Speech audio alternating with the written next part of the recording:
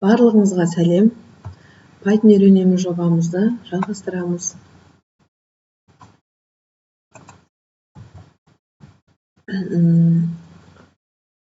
Осы 3-90 жалпы Python тілінде программалауды өтетін боламыз. 6 сынып оқулығы Арман тобы 3 бөлім Python тілінде программалау. Осы 3-90-ның бастауы 15 тақырып IDE мен танысу. Бүгін үйренетініміз Python программалау тілі және IDE интерфейсімен мүмкіндіктерін қолдану. Ал балалар, келіңдер ойланайық. Алгоритм деген не? Сендер қандай программалау тілдерін білесіңдер? Python қазіргі заманға лайықты жоғары дәрежедегі программалау тіліне жатады. Python тілін 1991 жылы нидерландық программист Гвидо ван Россум ойлап тапқан екен. Ал енді балалар, сіздерде Python тілін программалау тілін орнатпаған болсаңыздар, мынау оқулықта 80-ші бетте сілтемесі беріліп тұр, мінекей мына жерде. Осы сілтемеден көріп орнатып алсаңыздар болады. Ал біз программалауды дұрыс жолға қойып жұмыс жасау үшін Python тілі мен алгоритмді міндетті түрде білуіміз қажет.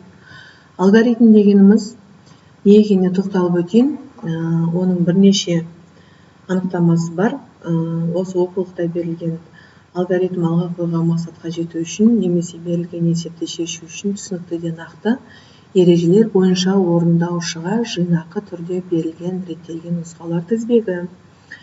Алгоритмді орындаушылар олар кімдер? Мысалы, адамдар, балалар, яғни жануарлар немесе машина болуы мүмкін.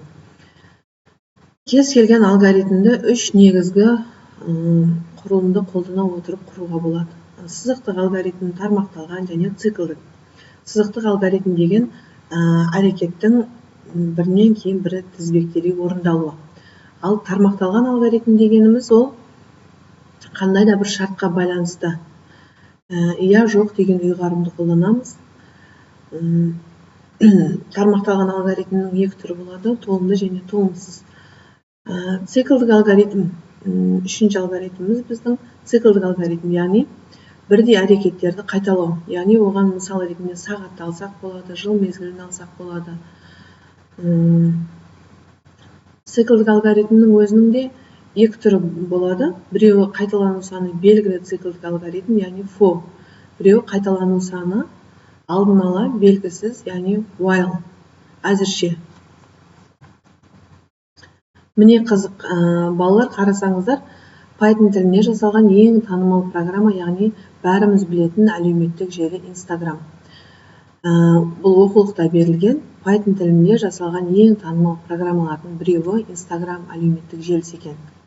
Сіздер осы қарапайым есептеуден бастап үйреніп, шыңына шығып жететін болсаңыздар, осы әлеуметтік желі Instagram'ды жасайтын дәрежеге дейін жетулеріңізге болады екен. Осы Python'да тек тақырып жолы бар, мәзір қатары бар. Сонымен программалау арқылы оның ішіне үңіліп қарайтын болсаңыздар, түрлі ойындар құрастыруға болады екен. Оқулыққа көшетін болсам, есептерді Python тілінде шығарыңдар дейді бұл жерде. Бірінші ереже бойынша математикада көбейту орындалады. Егер бөлу бар болса, бөлу орындалады. Қосу мен алу ғана болған жағдайда қосу болатын сияқты еді. Ал енді қазір орындап көрейік. Тапсырма. Бұл жерде еліміздің атауы мен астанасының атауын 4 рет баспаға бер дейді, яғни Қазақстан, Астана деген сөздерді. Мен қазір программаны ашайын. Мысал үшін файл жаңасын ашайын, файл, new file деп ашамыз. Егер бізде жаңа файл ашу үшін файл, new file таңдадық, егер сақтау үшін файл save as жаңадан сақтау үшін немесе save деп әшейін сақтай салады екенбіз. Run-ды басатын болсақ, немесе F5-ті бассақ, біз нәтиже аламыз. Енді консольда жұмыс жасауға болады және файлда жұмыс жасауға болады. Біз қазір жаңағы тапсырмамызды орындап көрейік. Ол үшін бастаймыз программалауды.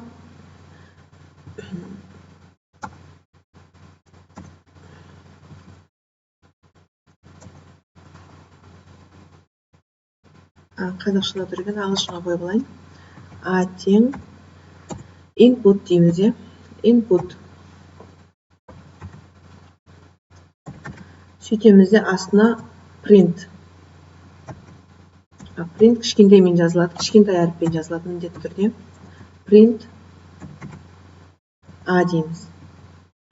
Сөйтемізде бізге төртеу шығар деген қоя, print A деп кете береміз. Деген сияқты етіп қойып аламыз. Сөйтемізде нәтиже алып көрейік. Run. Яғни, не деп сақтаймыз біз? 6-шы сыныптың бірінші тапсырмасы ғой, мысал үшін. Бірінші тақырыбы деге, 3-ші 90 десек болады. Сақтап аламыз. Нәтиже мына жерге жазамыз Қазақстан деп.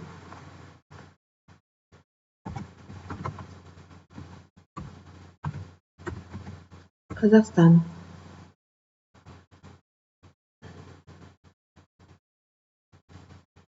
Және де Астана деп жазсам да болады. Бірге. Астана. Сөйтіп, бұны жіберсек, бір қатарға шықты. Ал енді бұны Астана және Қазақстан деген сөздерді жеке-жеке қатарға шығаруға да болады екен. Ол үшін мына жерге өтір қоямыз да. Sep деген бар бізде. Ағылшыннан аударғанда сепаратор деген мағынаны, яғни арасын бөлу дегенді білдіреді. Sep деймізді тең апострофтың ішіне, яғни /n деп терсек болады. /n, яғни бұл жерде жіберіп көрейік орындауға. Енді мынау Қазақстан Астана дегенді, Қазақстан өзін ғана аласылай. Қазақстан. Нәтижесі жаңа жолға түсіру дегенді білдіреді екен. N/жаңа жолға түсіру дегенді білдіреді. Ал sep дегеніміз сепаратор арасын бөлу дегенді білдіреді. Мысал үшін біз бұл жерге тағы да бір принтті жазсақ болады, мысал көру үшін. Мысал үшін мына жерге sep дейміз да, бұл жерге қосу қойсақ болады, мысал үшін. Және бір көрейік. Run. Окей. Мысал үшін Қазақстанды көшіріп қоя салайын. Мысал үшін Enter'ді бассақ, мінекей. Нәтиже біріншісінде мынау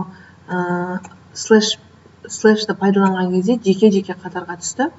Ал кейінгісі сепаратор, яғни sep, бұл жерде бұл функция, бұл аргумент мына жерге плюсты қойып береді екен арасына. Ал егер арасын ашық қылатын болсақ, мысал үшін келесіде тағы да біреуін қолданып көрсек болады. Sep деймізді жай ғана арасын ашып кетсек болады екен. Бұны да көрейік. Run. Мінекей, Қазақстан сөзін алып көрейік. Enter'ді басқанда, мінекей, арасын бөліп шығарып берді бізде. Бұл жерде printті айтатын болсам, printtің ағылшын тілінен қандай мағынасы, тікелей мағынасы баспаға шығару дегенді білдіреді. End дегенді қолданатын болсақ, end аяқталу деген мағынаны білдіреді. Бір-бірінің артынан жалғай береді яғни. Біз сіздер менгі қазір 3/8 нұсқасы, 3/6 да бар менде. Мына жерден көрсетсем болады, мысал үшін Python деп аламыз. Міне 3/6 нұсқасы бар, версиясы, яғни 3/8 нұсқасы бар.